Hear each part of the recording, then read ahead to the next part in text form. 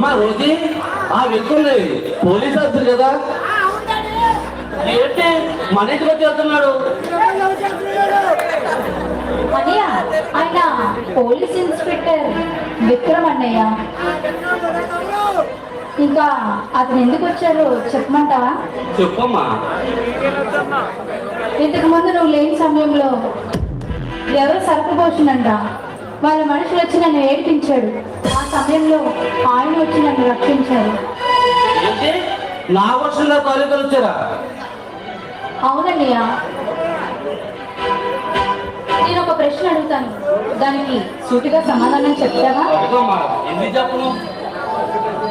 అడుగుతాను. వాడు సరాసరి వచ్చి ఒక ఎమ్మెల్యే చెల్లి మీదే వాడు చెయ్యి వేయబోతుంటే వాడు ఎంత ధైర్యం అన్నయ్య?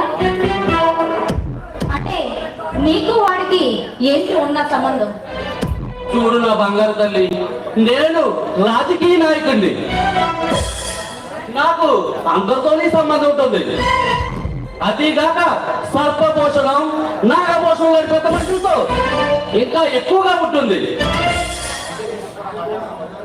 అంటే నువ్వు కూడా బజార్ గొండలతో కూడి ఇలాంటి చిల్లర పనులన్నీ చేస్తున్నావు అనమాట. అవును అవును, ఇది పండి అలా ఉండబట్టే కోట్ల కొద్ది ఆస్తి కూడబెట్టగలిగాను. రాజకీయ పాల్పగలుగుతున్నాను. ఇన్నాళ్ళు నువ్వు ఎంతో మంచివాడని, నిజాయితీ పరుడు అని నేను చాలా అనుకున్నానన్నయ్య. కానీ ఈ రోజు నీ మాటలు వింటుంటే నా మీద నాకే ఆశ వేస్తుంది. ఒళ్ళు దగ్గర పెట్టుకొని మాట్లాడు. ఎన్నాళ్ళు చిన్నతో పడుతున్నాడు. ఆహా పర్వాలేదా, నన్ను ఎదిరించంత పెద్దదాని అయిపోయాను మాట. అయినా ఇదంతా ఎందుకు? నా కోసం పోవడానికి. ఇది ఏ చంద్రమేష్ కొడుకు, ఏ ముఖ్యమంత్రి కొడుకు ఇచ్చి పెళ్లి చేస్తే ఈ వైవాహిక జీవితం బాగుంటుంది, అలాగే నా రాజకీయ జీవితం కూడా బాగుంటుందని చిన్న ఆశ. అదర్థం చేసుకోకుండా పిచ్చిదాగా మాట్లాడతావేంటి?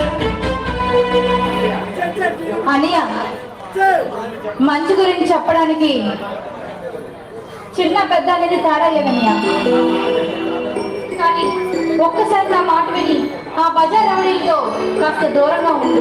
ముందు నువ్వు నోరు మూసుకొని లోపల వెళ్ళు. పోతానన్నయ్య, పోతాను.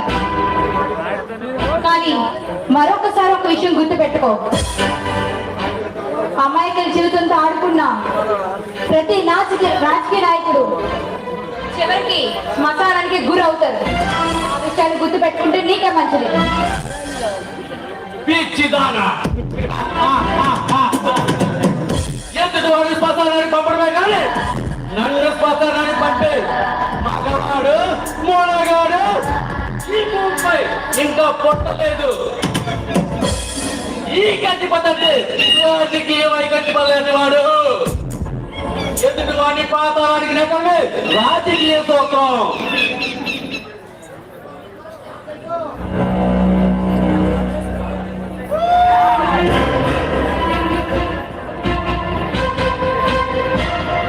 నమస్కారం అండి గజపతి గారు. ఎవరినండి పాతాళంలో పెట్టేస్తానంటున్నారు? రొమ్మ తీసి నన్ను కాదు కదా. నిన్ను కాదు ఎస్పీ. అయినా ఎదుటి వాళ్ళు అర్థం చేస్తావు కానీ మనం అర్థం అయిపోతావా? పక్కోడి ఇంటికి వెళ్తాం కానీ మన ఇంటికి ఎక్కెట్టుకుంటావా? మరైతే ఎవరి మీదండి తిరుగుడు ఆడుతున్నారు? మా చెల్లెల్ని ఆ నాగభూషణం అలా చేయబోయాడంట. ఎంతో ఇన్స్పెక్టర్ ఇక్కడ వచ్చి అడ్డుకున్నాడంట. ఒక ఎమ్మెల్యే గారి ఇంటికి వచ్చి అల్లరి చేయబోయాడంటే వాడికి నీకున్న సంబంధం ఏంటి అని నిలదీస్తుందయ్యా మా చెల్లెలు. అందుకని ట్రక్ మీద ట్రక్ మందు తాగుతూ నోటుకొచ్చిన వాడుకున్నాం అన్నమాట. అయినా ఎంత చిన్న విషయానికే మీరు టెన్షన్ పడతారని నేను అనుకోలేదండి. ఏ ఎస్పీ? అవును, ఎస్పీనే మాట్లాడుతున్నానండి. అసలు ఆ సర్పపోషణం తమ్ముడు నాగపోషణానికి మీ చెల్లెల్నిచ్చి పెళ్లి జరిపించారనుకోండి, మీ రాజకీయ జీవితం అందరూ ఎక్కుతుంది. ఏమంటారు? అందుకు నా చెల్లి ఒప్పుకోవాలిగా. ఒప్పుకోకపోతే బలవంతంగానైనా సరే నీ చెల్లినిచ్చి పెళ్లి చేద్దాం. అప్పుడు ఈ నియోజకవర్గంలో ప్రజలు మీ కాళ్ళ కింద చెప్పులాగా అణిగి మణిగి ఉంటారు. ఈ పెళ్లికి ఈ ప్రజలకి సంబంధం ఏంటి అప్పి? సంబంధం ఉందండి. ఎలా అంటే ఆ తప్పు కోసం అంటే ఈ ప్రజలు భయపడి అతను చెప్పిందే వేదం, రాసిందే శాసనం. కాబట్టి ఇక ఈ నియోజకవర్గంలో మీకు ఎదురే ఉండదండి. శబాస్ ఎస్పీ శబాస్.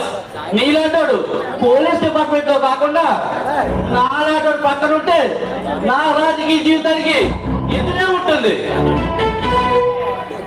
మరింత మంచి ఐడియా ఇచ్చినందుకు మంచి దావత్ ఇవ్వచ్చు కదా నాకు. ఏం కావాలి ఎస్పీ?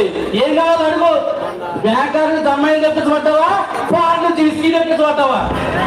గజపతి గారు మన ఇద్దరం కలిసి ఎన్నిసార్లు మాట్లాడలేదండి. ఆ బ్యాంక్ నుంచి ఏదో బాగుంటది కదా. మంచి హుషారు ఉన్నావు, రప్పిస్తాను. ఏ చెప్పలేదు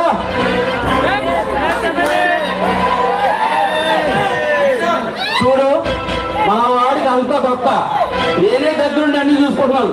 వాడికి మాట వస్తే నాకు మాట వస్తుంది. ఏమి మూమెంట్ పడకు. అంత అయిపోయిన తర్వాత నీకేం కావాలన్నా నేను ఇస్తాను. మా ఊరిని ఆనందపరచు. కమాన్, నేను ఇక్కడే ఉండి చూస్తాను. ఏ చెప్పి చూడగానే మనసుకు మట్టెక్కి సోయగలతో నాకు పసందైన బిల్లు చేయి.